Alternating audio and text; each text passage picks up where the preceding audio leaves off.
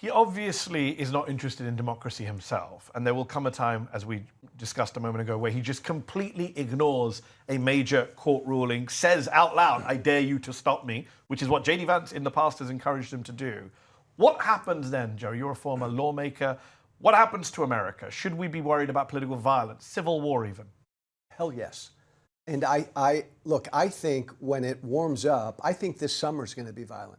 I think Americans are going to take to the streets. There's part of me that believes Trump wants Americans to take to the streets because Trump wants to use the military. But he will defy court orders in a very public way. And again, Congress won't do anything. So then what happens? Congress then can issue contempt orders on Trump. But then we're technically really in a constitutional crisis. And I think then, look, if the courts right now are overwhelmed, if we have a Congress that won't do squat, again, we need an opposition party, and I don't really see the opposition party. It worries me, obviously, that you were so instantaneous to say hell yes when I said you worry about civil war.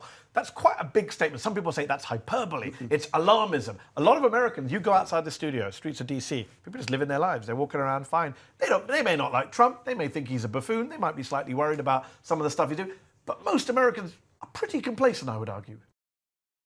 The MAGA base, and I think your listeners need to hear this because I still engage with them every day, they're welcoming violence.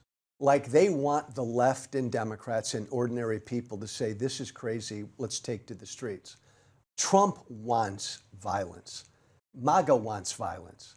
I just don't think the American people fully understand kind of this unprecedented moment we're in.